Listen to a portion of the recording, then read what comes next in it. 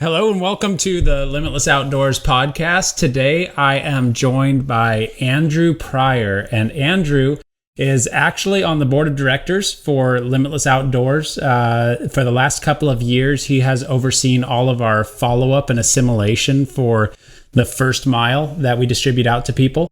He comes from California, and today we're going to get to hear a little bit about not only where he came from, what he does within Limitless, but some of the amazing victories that God has really brought about in his life, and maybe some insight and wisdom for other guys that are facing those things. So Andrew, thanks for joining me. Absolutely, man. Thanks for having me on. So could you share with us just a little bit about, you didn't grow up as a hunter, right? You didn't grow up as a hunter. Why did you want to get into hunting? So growing up in California, my life was surfing, and that's just what we did. Every day was surfing, and just over the years, as I got older, got a family, I wanted to start homesteading, and so we started looking to Idaho, and we wanted to move up here with our family just to have a different life, just to kind of slow down, grow our own food, live in the woods. And I was just starting to kind of get into hunting in California. I was hunting turkey and going for deer, never got anything. I didn't know what I was doing. And so I always wanted to hunt with Sean. And so I started watching YouTube videos on hunting, and I knew I wanted to move to North Idaho. And so I started looking up North Idaho hunting, and this channel kept popping up, Limitless. And I was like, I'll check it out. So I just started watching it, and it had some good content. And I was like, okay, cool. And then this guy started talking about Jesus. I'm like, well, this is awesome, because I was walking with the Lord at that time. And it was just exactly what I was looking for. Something clean that I could watch with my family, and it had some rad hunts. So that's kind of how I found it, and just started devouring the videos and watching them all. So what is it like in your mind? So when you think, I've been talking to a few people about this lately, talking about homesteading and hunting. Like, what was drawing you to that life of homesteading and hunting? Like, what is it that was appealing to you about it? Or did you sense that, like, this is important? What was it?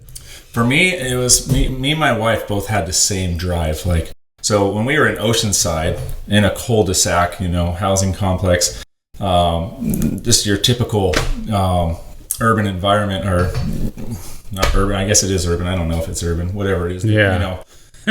Just your cul-de-sac home. We ripped up all our grass, and we planted corn. We had chickens. We had all the animals and everything. We just wanted to grow our own food, and we were just like, all right, we need more land. And we've always loved the mountains, and so anytime we can get in the mountains, we would go to our local mountains, Palomar Mountain or Big Bear. We would just go up there and just get in the woods. We just always had this passion for the woods. So we were like, okay, where's the best place to live in the woods, raise a family, and homeschool? And so our number one on the checklist was homeschool. And so we were starting to look at all the states. We're like, okay, these states are the best. It was, like Texas, a few other states, but Idaho was like, okay, well, they got woods. I like that. My aunt and uncle lives there. And so we just kind of narrowed it down, and it was kind of Montana, Idaho, but then when we drove up here and checked it out, it was just like, all right, I want to move to Idaho. We went to Spirit Lake, and we were just, this is it. This is where we need to be. Cool. So, yeah, it wasn't anything like doomsday preppers or anything like that. We just had a passion for growing food. Yeah. We raise chickens every year, just have fun doing it, and then got a freezer full of chickens, and that's cool. Just really enjoy it. So then fast forward, you pull the trigger, make the move to Idaho, and then one day I see you in the church, and Andrew is hard to miss. He's like, what are you, 6'4", 6'5"? 6'5", yeah. So 4 3/4, but Yeah. I'm actually 6'1" and 7'8". A lot of people don't know that. But yeah, no. So you come up here, you move, you come to the church, and you and I start talking, and you shared with me that you'd watched some Limitless Outdoors videos, and then you found out that I was pastor of a church up here. Yeah. And so you came up, and we started building a relationship, and I just saw your heart for the Lord. And it was cool to see like just your passion and your zeal for discipleship and getting people plugged in. But even more than that, I think one of the things that I was most impressed with you about was your passion for prayer.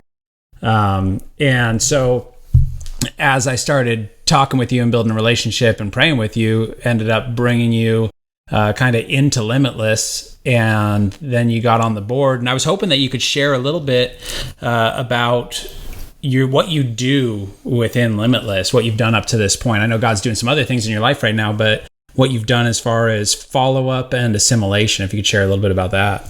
Yeah, so I mean, it all started back with that first Beast Feast in Bonners Ferry that I did, and you had me do follow-up with all the new believers and the people that wanted to rededicate their life to Christ. And there was a stack, I forget how many cards, but that's where it all started.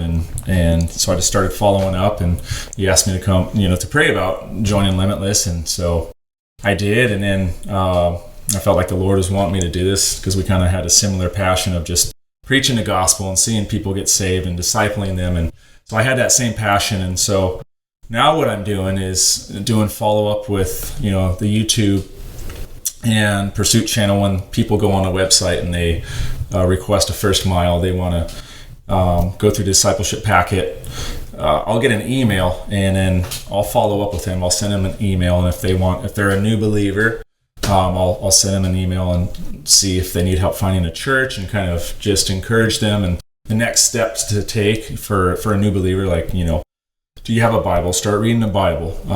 Do you have a local church that you can attend? And if not, then I'll even help them. I'll look in their area and I'll help them get plugged into a church. I've called pastors before, called churches, and got people connected. And that's awesome. So stuff like that's happened before. But mainly it's just a lot of sending out emails, back and forth emails, and every once in a while phone calls, because I always put my number on there, and people just need to talk. They're going through a dark time and just someone to talk to and pray with. So sometimes it leads to that as well. So give me maybe, like, what is your coolest, or what's the first one that pops to your mind? Like, follow up, like, what makes it, what do you hold on to, when you're not seeing a lot of fruit, what do you hold on to? Like, what was one of those moments where you're just like, man, this is worth sacrificing time with my family. This is worth, missing just the sacrifice of it all. Right. What is that one? Well, I mean, there's kind of two that I really hold on to that I love. There's one that a guy had called me while we were kind of back and forth on email, and just encouraging him, and he was struggling with stuff and wanting to get back with the Lord, and just kind of going through this phase of not sure what to do or how to get back, and kind of wandered off.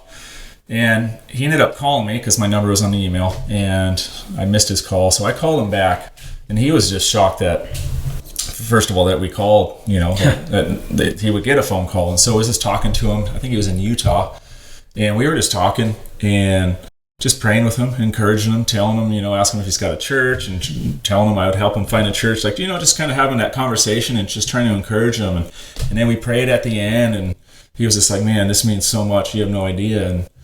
And so I'm like, right on, man, that's awesome, And so we prayed, and that was it. But the cool part was, I think it was the next day, he sent me this email, and it was just like, he was just so blessed and touched by it. He's like, you just don't understand what that little bit of time that you took. And he said something like, your servant's heart and your prayer and your just taking a phone call. He's like, it seriously, he's like, I was on the edge. You don't know what this means to me. And wow. He's like, you saved a brother today. And I was floored by that one. And so I printed it out, and I taped it right next to my desk where I do all the emails, and I put on it, don't grow weary. And then I put under it Ebenezer Stone, like as a reminder, like, keep digging in. And when there is no fruit, like I look at that and like, okay, there's, even as people that don't respond, they're still being affected by it. But I think my favorite one is, and this was probably, I don't remember, it was last year, probably late last year. And me and my wife were sitting on our bed. It was probably 10 o'clock, a little after 10. And we were sitting there, and my phone rang, and I look at it, and it's Wisconsin. And I think it was Wisconsin. And I'm like, I don't know anybody from Wisconsin. And so I was like, I'm not answering it right now, 10 o'clock. I'm getting ready to go to bed. And my wife's like, well, what if it's someone from Limitless? And I was like, yeah, I guess it could be. And so I'm like, all right, I'll just take it. And so I answered it, and nobody was there. It was just quiet. I'm like, hello? And it was just quiet. And I could hear somebody like breathing, like just kind of walking. I heard outside, and like he was moving. And so I was like, hello? is anybody there? Do you need help? What's going on? And I just kept talking, and there's no answer. So I'm like, okay, I don't know what to do. So I'm just going to start giving the gospel. And so I just started telling this guy about Jesus. I'm like, listen, man, I don't know what you're going through, but the Lord loves you, and he's, and just kind of went through the whole salvation and just gave him the gospel. And after like a couple minutes, he was just kind of like, man, he started talking. He was like, thank you so much for answering this call. He's like, I didn't think you were going to answer. And I really didn't know what to say. And I think he was choked up and like crying because, for him, so in Wisconsin, it was what, 2 hours difference. So it was probably 12 something. Yeah. And so it was late at night, and I was tripping out like, okay, thank God I answered this call, because this guy, he didn't say what he was going through exactly. Well, so he had lost his brother. I think he lost a brother and his father. His marriage was in shambles. He wasn't doing good with his marriage and struggling with stuff. And so he was like done at the end of his rope. And he was like, I just got your email, and I thought, I'm going to call and we'll see. And I think it was like one of those like last ditch efforts. Yeah. Like, God, if you care, like, have someone answer this phone call right now. And I don't know, he didn't say it, but I felt like he was going to take his life. I felt like this was his last ditch. Like, God, if you care, you'll have somebody answer this, and I won't do it, and I'll give my life to you, kind of thing, And so it makes my hair stand up just thinking about it. But we ended up talking and praying, and he was just like kind of sniffling and crying, like, thank you so much. This means so much. I really didn't think you guys would answer. There's no way. And so that was a powerful moment where I was just like, holy cow.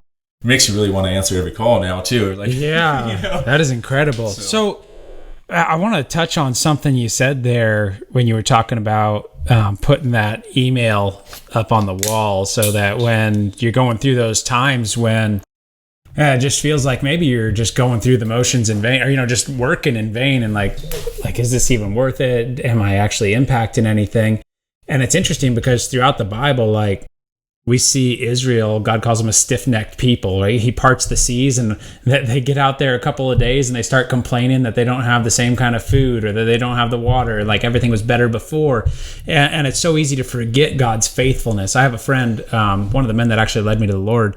He always says that God's past faithfulness demands my present trust. And one of the things that we see with like Joshua is God commanded him to stack stones of remembrance on a couple of different occasions. So that whenever anybody saw, not just for those people, but when anybody saw those stones and asked, what are those stones doing there for? They could talk about God's faithfulness. And so I think that's a really cool principle. What would you say though?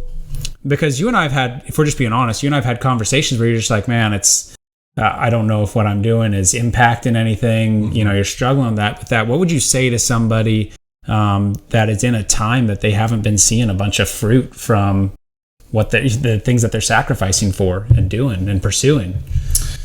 Yeah, I mean, that was something that I've definitely struggled with in this ministry is, you're answering upwards to 100 emails in the busy season, and sometimes you won't get any responses, and you're like, man, was what I'm doing really matter?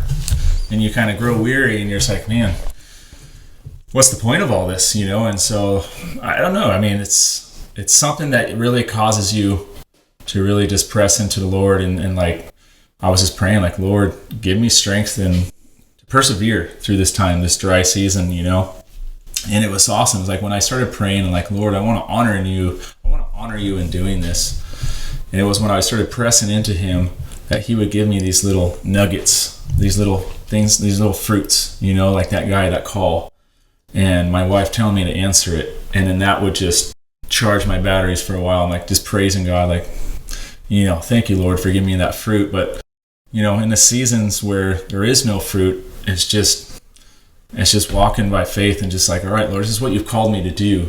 And I want to honor you in it. And I don't want to grow weary in doing it. So, it requires you just to be faithful and to persevere. And yeah, I just kept praying. But he kept providing us that fruit. Yeah. Periodically. It's like he knows. He knew that I needed those little nuggets every once in a while, and he would give me those. So, yeah. It's kind of what I did. Just Sodom in prayer. So, you and I have done some traveling together. We were on the radio down in New Mexico last year. Got to do some awesome stuff with guys, some radical Christians down there. We've gone to some beast feasts. Like we've done quite a bit together over the years now. And I was hoping that you could share a little bit about what God has done, like the major victory God has done in your life with some addiction that you had before. Yeah. And I kind of want to press into that a little bit. So could you share just a little bit about maybe your addiction to porn and then how God has really redeemed that in your life? Yeah, I mean, man, porn was always something that I struggled with. I mean, since I was little, when I first saw it, it was just always in my life. And when was the first time do you remember the first time you saw it? I remember exactly where I was. I was in Vista, California, and I was down, we lived by the woods in this little creek, Oak Grove, and there's a creek that ran through, and we were down there playing in the creek like kids should, hunting crawdads. And there were some magazines right there in the rocks, and I was just like, what is this? And so me and my buddy Brian went over there and we looked at him, and it's the first time, and you open it up and you're like, as a kid, when you see it, yeah. First, somebody naked, you're like, whoa. And I just remember it like it was yesterday. And then some dad comes riding up on a bike, like just because there was like a dirt road that came by, and he's like, what are you boys doing? And so we threw it in the rocks. We're like, nothing. He's like, give me those magazines. Really? Yeah. And we were all embarrassed, and so we ran out of there. But that's where it started, And how old were you? Probably like 11 or 12. Okay. So, fairly young, but that's kind of where I first saw it, but it kind of carried with me, and I would always kind of look for opportunities to see it again, and like, well, that was crazy, that emotion, that rush that you felt. So, fast forward, I ended up getting married, having at this time 2 kids, and I was just heavily involved. It was bad. I was looking at it every day, and I would go on the internet, and my wife was a believer at this time, and I would go on the internet, and I'd always see this book called The Strategies of Satan, and it was always by the computer, and I would take it and I would chuck it in the corner and be like, why is she doing it? I'd clear the history, but I talked to her to this day, and she's still like, no, I didn't put it there on purpose. I was just reading it. I'm like, right. I'm like, every time I went on a computer, it was there. That's funny. So she swears, no, I never did it on purpose. And I'm like, okay. But anyways, it was destroying my marriage. Like, it got to a point where I kicked her out of the house. I was like, I'm done. We had 2 kids, and I'm like, I'm done. I'm not attracted to you anymore. I didn't tell her this, but I wasn't attracted to her because of what porn was doing to my mind. Yeah, which is messed up because your wife is good looking. Right. And so it was like, she knew it too, because there was the intimacy wise, like it just wasn't there. And so it just destroyed our marriage. And I just got to the point where I'm done. We're fighting a lot. I'm just nothing there for me. Like, what are we doing? And so I kicked her out. And it was only a few months, but I just got real depressed. I was like, what did I just do? Like, I just kicked my wife and my kids out. And I just remember being so depressed, and I just remember hitting the floor in my room and just crying out to God, like, God, if you're there, help me. I need you and I want you. And I just remember crying out to him.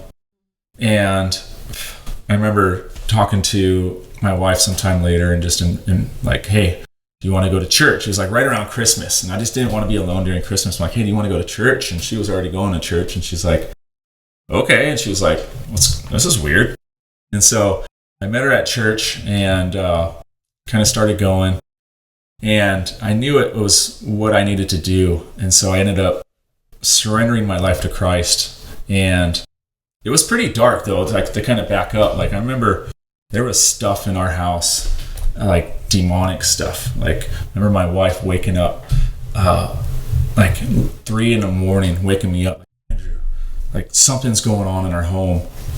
And like, she was terrified. She had this dream of like demons on top of her, and she couldn't scream, and she would be tucking the kids in bed at night, and she would think I'm behind her or walking by the hall, and she'd like, look behind her and feel like just presence, but nobody was there. And she would call out to me like, Andrew, And I was like in the other room, and she was just like, "Oh, what's going on?" So there's weird stuff Just going on. demonic stuff. My oldest daughter was having night terrors, like crazy night terrors every single night, just screaming.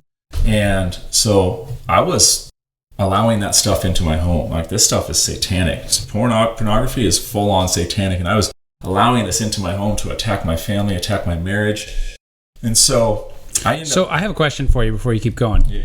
So when we talk about pornography, like, I remember growing up, and like when I asked guys, what do you do when we're talking about figuring out sex and stuff? Like, they just be like, "Hey, go watch porn if you want to figure out how to do it." And so I guess a question that I have for you is, can you watch porn in moderation? Like, is there such a thing as watching porn in moderation, or does it get a hold of you? How does that work? Like, can you? No. What are you thinking? Can you take? I'm just thinking of the gnarliest drug. Can you do heroin in moderation? Yeah. It's just like, absolutely not, because as soon as you do it, you're hooked. Yeah. Like, it has that power, that hook. Where as soon as you watch it, you're like, "Holy cow, it does something." And I think Satan knows that. Yeah. Satan's been using this. If you look in the Bible, like, all civilizations that have just collapsed and just total immorality, it's always sexual perversion and immorality, like in Ephesus and Corinth, it's just all this crazy sexual. It's like Satan's been using this for a long time. Even earlier, you look at Sodom and Gomorrah, what God had to wipe out, just craziness. So he's been doing this since day one. Yeah. And so he knows, like, this is something. Men are very visual, and men are stimulated visually, and he knows that. And if he can get guys, and now we have phones where it's so accessible. Like, I didn't have phones back then, and I'm glad I didn't. So they say 80% of guys watch pornography on a regular basis. Okay. That's even in the Christian church. Yeah. And it is so destructive. And I saw that end of it. It almost cost me my marriage. And then it would have cost me, I have 5 kids now, so it would have cost me 3 other children. And so it came to a point where I was looking at it, and I was just like, I can't keep doing this. And I was a Christian. I surrendered my life to Christ, right? I was still struggling with it. And I remember I went to the computer, and I was looking at it, and it was the weirdest thing. It was like this fork in the road where it was like, "Choose this day whom you will serve." And I remember looking at the computer, and it was like, okay, God's in me. And if he's in me, he's seeing what I'm seeing. So I'm looking at this stuff, and it just twisted my mind, and it was the most uncomfortable thing. And so I was like, holy cow, this is really awkward right now.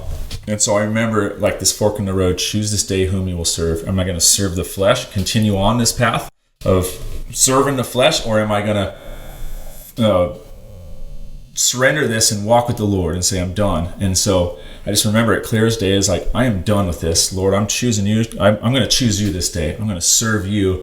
And it was just like, God was like, good choice, and just like ripped it out of my heart, and it was gone. Like, never looked at it since. And it's been 12 years, and he's just completely set me free of it. And it was a radical conversion. And it may not happen like that for everyone, but I just know that if you're intentional about surrendering this and getting radical with the Lord, he'll give you a new heart, and he'll change the desires of your heart. And that's what he did to me. So what was it for you that drew you? Like, if you can really mine down to the core of why you watched pornography, like, what was it? Like, you have a beautiful wife, like, you got a human there, somebody that you can interact with, you could do anything, the marriage bed is undefiled. Like, some people think when I get married, like, I'm never going to have to worry about porn again, because maybe they're watching porn before they're married, trying to fill that gap. Like, what is it that drew you to porn? Like, why would you watch it? It's a drug. I mean, it really is. So just like heroin, like, when you engage and you look at it, it releases that, what is it, the dopamine? Yeah. In your brain. And so you say you're depressed, you are struggling, you had a bad day, you're angry. It releases that endorphin where when you look at it, it's a rush. Like, physically, you're attracted and you're like, wow. And then it releases that chemical where you're just like, so you got the physical and then the chemical, and it's just this rush, right? And then obviously what the end result is, but all that combined, it's like a drug. Yeah. So I think men just get hooked, and it's like a heroin addict. You start doing it and you're just like, I don't want to do this, but you're just hooked, and you're like, I had a bad day, or I'm bored, or whatever. It's just the stupidest things. Yeah. You really get hooked on it, and it'll cause damage. It'll destroy you, just like heroin destroys a person. So tell me this. We see 12 years old, probably you start seeing your first pornography. You get hooked to it. You get married, destroying your marriage. I mean, yeah. God delivers you from it, but he presents a choice to you, like which way you're going to go on this. Mm-hmm. But then he empowers you to do it. So then because your marriage is in shambles. Kelly's moved out. Like now she's back, right? Obviously, but your marriage was in shambles. You cut this out. So you're not doing anything except cutting the pornography out and pressing into the Lord. Mm-hmm. How did that change the marriage dynamic? And did it change it right away, or was it a process? It's definitely a process. So, okay. There was a lot of wounds, and what I didn't realize, and me and Kelly were just talking about this, is like when you look at it and you look at it for that long, like the long-term effects to me I had no idea. Like intimacy-wise, like the intimacy with my wife afterwards. Okay, so I surrendered my life I surrendered this to Christ. He set me free of it.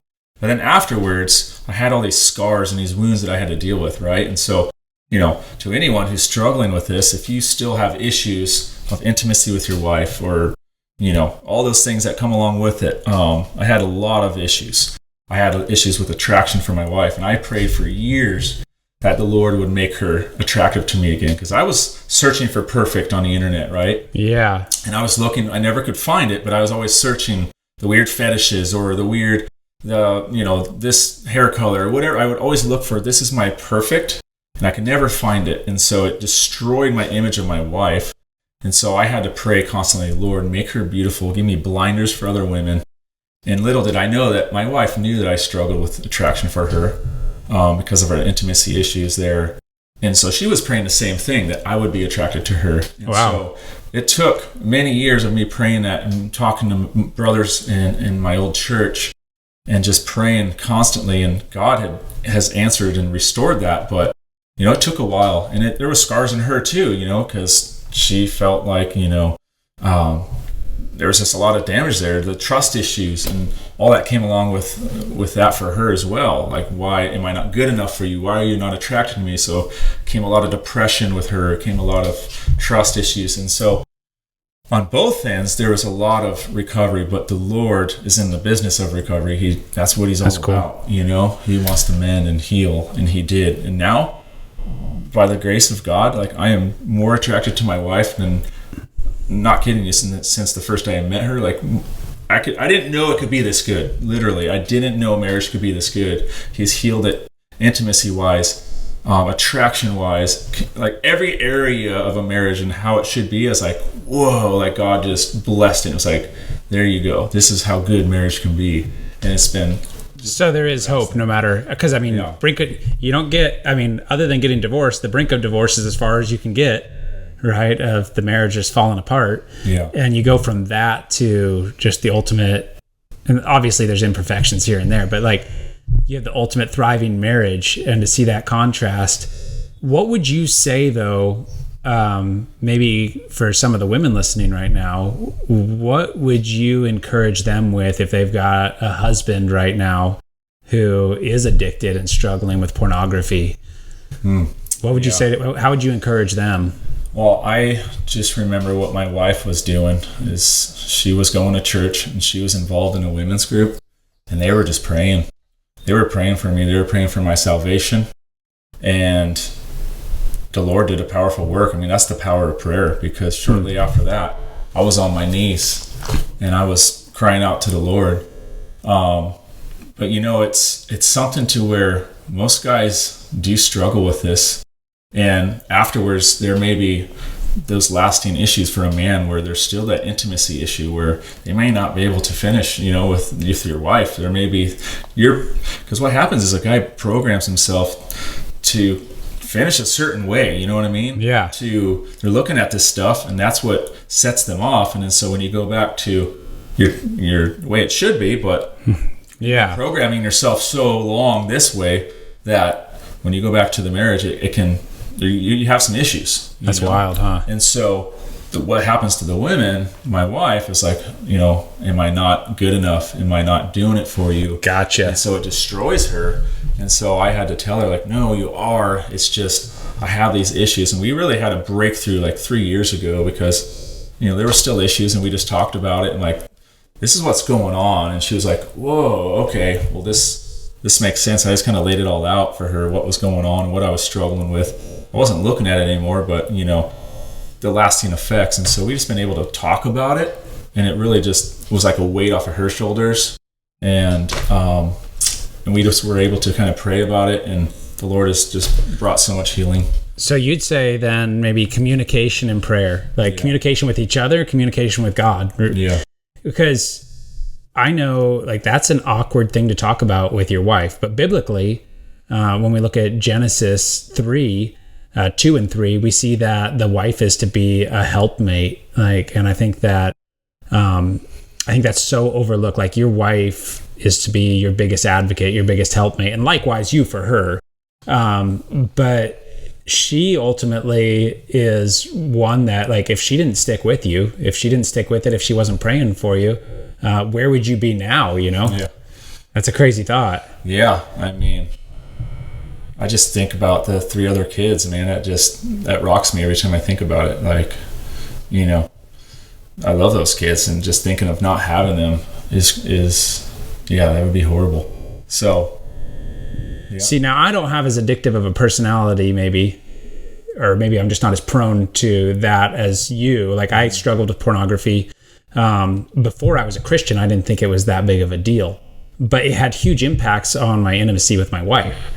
Like, you would just be like, not in the mood for it. Mm-hmm. Right. And, but when I came to the Lord, it was kind of a similar thing. Like, I started realizing, like, God's with me here, and he's seeing this. And I knew enough about the Lord even early on that I was like, there's no way the Lord's pleased with this, because I don't even feel right about it. Like, there's just something in your soul. You remember the first time? I remember I was 5 years old the first time I saw pornography. An older boy was babysitting me, and his dad had a video, old VHS tape back then, and he was watching it while he was babysitting me. And I remember, like, I could tell you the vivid details of the whole thing, right? And that's seared deep in, and it's just crazy. It's crazy the impact it has on you and how it messes with you.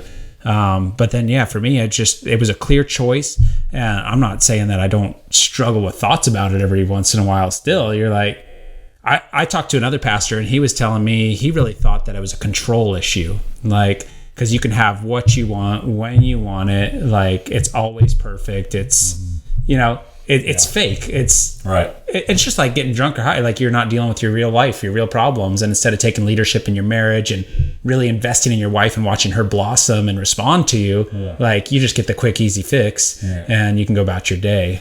Yeah, no, it is. It's super easy. It's super convenient. And, it's just that release. It's that whatever you're struggling with, it can be the fix. And it is, like we talked about earlier, just that dopamine thing. So that was, I think the main thing for guys is, like, how do we attack this then? If it's something that you're walking with the Lord, but you're still struggling with it, like, what do we do?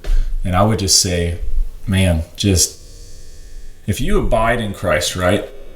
And you just run after Christ, and that's what it is. It's you get so close to Jesus that you're walking with him, and you have this close relationship with Christ. You aren't going to want to do the things of the flesh. Because you experience the love of Christ, right? And you're walking with him, and you're diving into the Word, and you're reading the Word. And that's one thing that I really want to encourage people to do is just start a reading plan, because that's what I did. I'm like, I remember a pastor came over. He's like, "Are you reading your Word?" I'm like, "Not really." He's like, "You got to start reading, man." And so I started a Bible plan. It was a Bible in a year, and I just started devouring the Word. And, you can read the whole Bible. If you read like 3 to 4 chapters a day, you can read the Bible in a year, which is totally doable. But you're getting in the Word. And then I just started to have this relationship with Christ. And I was just kind of praying, like, God, I don't know what I'm reading, but help me understand it. And it was like, as I was digging into Christ, it's like, I didn't want to entertain the things of the flesh anymore, And so I think that's that's where you'll have the victory. You can be like, oh, I'm going to get this program on my phone, or I'm going to have this and that. And it's like, that may last for a while, but it's really like God needs to come in, get a hold of your heart, and you need to abide in him. And it's only by the power of God and the Holy Spirit that you'll change. You can try for a while, but it's allowing God to come in and change your heart. So here's what I think. I've been reading this book. So there's a couple guys in the church that I pastor that are wanting to really start ministering to guys that are addicted to pornography. There's a couple great books out there, but one of the guys gave me this book the other day, and it's called Clean. It's by Doug Weiss, and this guy was sexually abused, everything, porn addict, like everything, and he's even taken polygraph tests. Like, he's been clean for 25, 30 years now, hasn't watched porn, hasn't done anything. But he lays out biblically how sexual sin destroys men and prevents them from fulfilling the destiny that God has for them. And something that I'm a huge advocate of is that God has a plan and a purpose for each of our lives. The Word of God tells us that he has good works prepared for us to do. Like, I cannot see, like, we can't even imagine the things that God has for us. And, you think of Daniel 11:32, it says, those who know their God will be strong and carry out great exploits. They'll do significant things. And it's fascinating as he breaks down in this book the reality that Satan wants to stop you from fulfilling your purpose, from impacting the world. And as I started reading that, I'm like, man, that's serious. And as you're talking, so let me just run through just a few things that you talked about. Okay, had you stayed addicted to porn, you wouldn't be married to Kelly. Right. There would be 3 amazing children that you have not in this world right now. Okay, so your marriage is destroyed. There's 3 kids that are living, breathing, that are going to impact the world that wouldn't be here right now. You wouldn't be on our board and doing follow-up. Just the 2 stories that you shared, probably saving 2 lives. What about their kids? What about the impact that they're going to have? Like, all of that impact, check that out. All of that impact reduced to nothing if you stayed addicted to porn. Like, it wouldn't be here. Crazy. You think about how different the world's going to be now because of that. And the thing I want to drive home maybe is what is not happening in and through your life because you're caught up in something like this. Maybe somebody maybe you're listening right now and you're addicted to porn and you're just like, it's not a big deal. I'm telling you right now, I would guarantee you there's things not happening in and through your life that God has ordained for you because you're high on porn. Yeah. Well, me and my wife were talking about this, and we were just saying how Satan hates marriage, right? Mm-hmm. He absolutely hates it because, it's that picture to the world of that relationship with Christ and us. And, you see the husband and a wife, and Satan wants to destroy that any way he can. He wants to absolutely just destroy it, because if he can destroy a marriage, now there's kids. I come from a broken home, from a divorced parents at a young age. I think I was 7. And it just destroyed us. Me and my brothers, I have 2 brothers. And I just remember like, wait, what? Like, this is everything we know, mom and dad, now they're not together. What does that mean?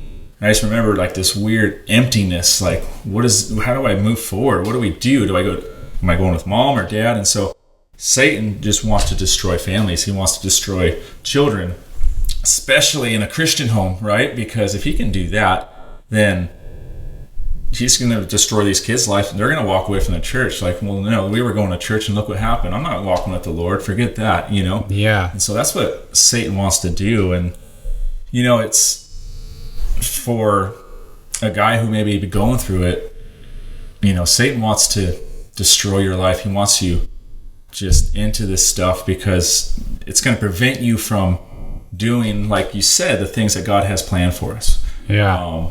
For me, I didn't know what God had planned for me until I surrendered my life to Christ, and he started to kind of, like, he peeled back the curtains, and now I just see life in a whole new way, where it's like all I want to do is serve God. And I had this passion for evangelism. Like, I just want to tell people what God's done in my life, and I want to tell them how good he is and how he saved my marriage.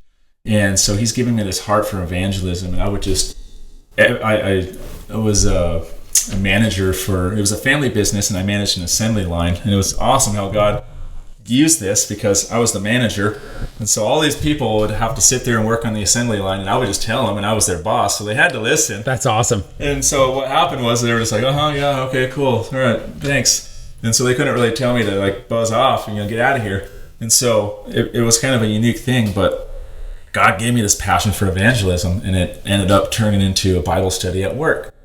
And that kind of turned into, I started playing worship guitar, and now I'm leading worship at my church. And just these things that God had planned for me, I had no idea. And had I continued down that road of porn, like you said, marriage destroyed, kids destroyed, missing 3 children in my life. And how crazy is that? Yeah. So, man, praise God and so if you are struggling with it, I would just encourage you to just surrender it to the Lord and just dig into Jesus and just run after him and just ask him and just pray like I was, like, if you're struggling with an attraction for your wife, it's like, give me eyes for my wife, Lord. Help me to just cut this out of my life. And if you just seek him like with that just fervent like desire to know God more and just to be intimate with God, like you won't want to satisfy the flesh anymore, and he'll just cut that out. Yeah. And so you really just need to run after the Lord, get involved, like seek counsel at church too. Seek guys, find a good Bible teaching church, find someone in that church and seek accountability too. That's important, just to kind of check in on you and have other guys kind of rally around you and praying for you. That was huge too. I had a good group of guys just praying with me and helping me through that as well. So yeah, those are all very important things. Yeah, and I think that I've never read a book on pornography that is this biblically based, just laying out the history from the beginning. And one of the things he says in here over and over again is, if Satan can seduce you, he can reduce you. He can reduce your impact. He can reduce...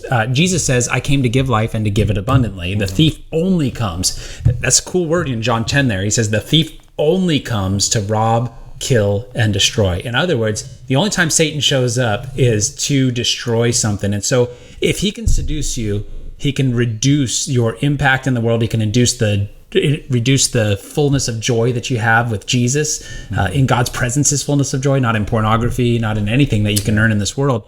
And so, but here's what I love about this book is there are some awesome biblical tactics that I've actually used. I'd never read anybody else so one of them is when you see a good looking woman that just catches your eye and you're just like, you just want to keep looking. The thing I started doing a long time ago is I started praying for the woman.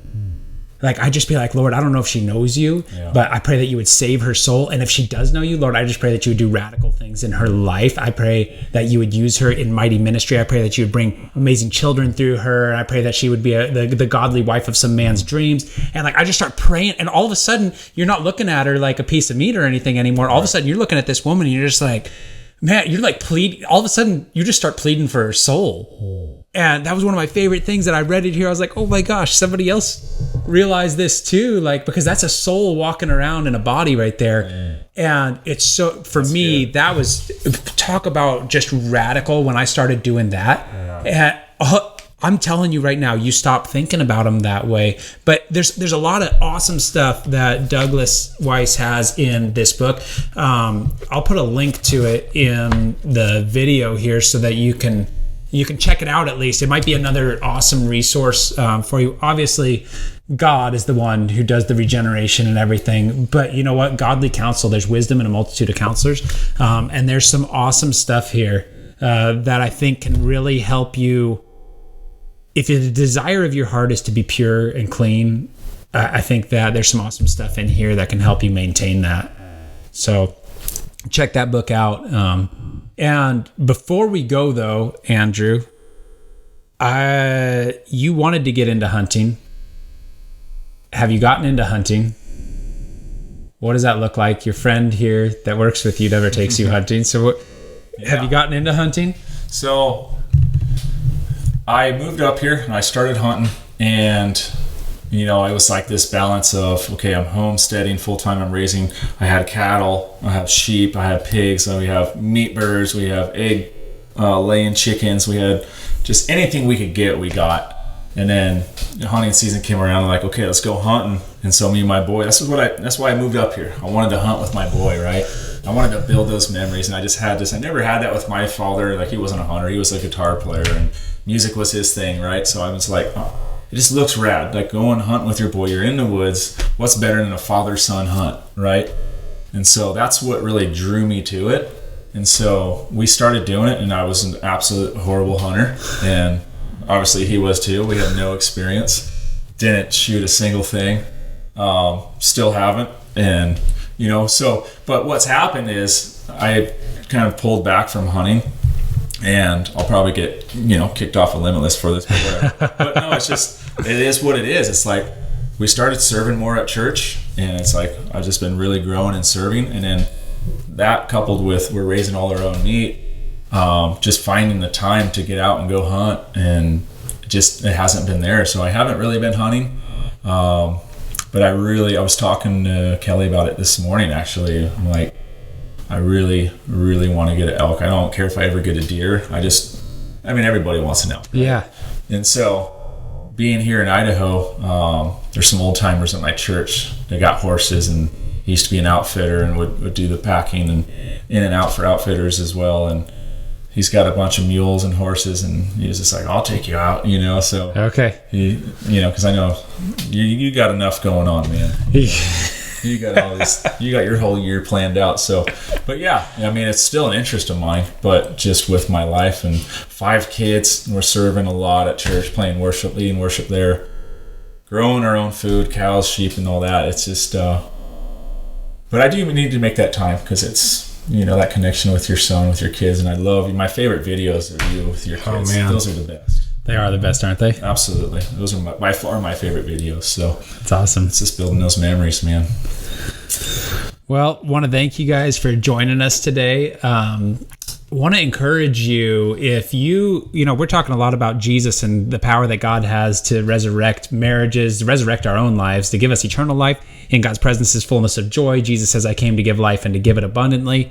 But it all starts with knowing your God. I think of Daniel 11:32, those who know their God will be strong, not weak, not addicted to anything. They will be strong, and they will carry out great exploits. And so if you want to know more about God and you don't know, or maybe you're just kind of new to the faith, new to Jesus, we wrote a resource called The First Mile. We want to send it to you absolutely free. It'll help you understand who Jesus is, why you need Jesus, what he did, the kind of power that Jesus brings, how to study his word that Andrew was talking about, and to find that freedom. He who the Son sets free is free indeed. But you got to know Jesus. And so if you want to go over to our website, www.limitlesshunting.com, you can request a copy of The First Mile. We pay for everything. We want to see it in your hands. We want to see you get to know the God who made you. So God bless you all. Thank you for joining us. Andrew, thank you, my friend. Yeah, thank you. Thank you for everything. And be sure to tune in with us next week.